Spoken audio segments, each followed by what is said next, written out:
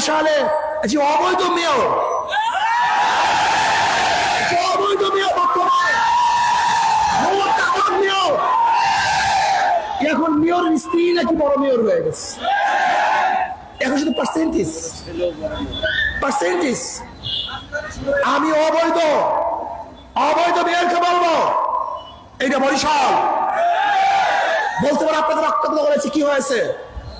আমি রক্তাক্ত করতে চাই নেই, পারতাম না তা না, কিন্তু রক্ত চায় রক্ত, জুলুম চায় জুলুম, লাশ চায় লাশ।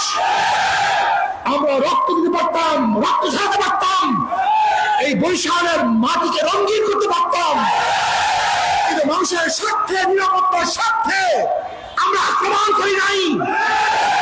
মেয়রকে বলবো, যদি আপনি সিনেমা দেখেন বরিশালের মানুষ নিয়ে ভিন্ন দিকে মুভ করার চেষ্টা করেন, বরিশালের স্বার্থের বিরুদ্ধে করে কাজ করেন, যে আমরা ঐক্যবদ্ধভাবে আপনার মাস্টারকে তুলে দেবেন ইনশাআল্লাহ।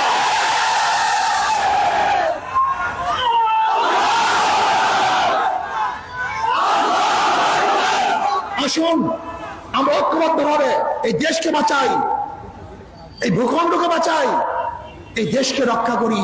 আল্লাহ পাক আমাকে এবং আমাদের সবাইকে রক্ষা করার তৌফিক দান করুন। আর বর্তমানে যে কোঠা বিরোধী আন্দোলন চলতেছে, আমরা তাদের সাথে সংগতি জ্ঞাপন করছি। আমরা বাংলাদেশে কোনো কোঠা চাই না। যোগ্যতার ভিত্তিতে চাকরি হবে, যোগ্যতার ভিত্তিতে চাকরি হবে। আল্লাহ আমাকে আমাদের সবাইকে কবুল করে নেন।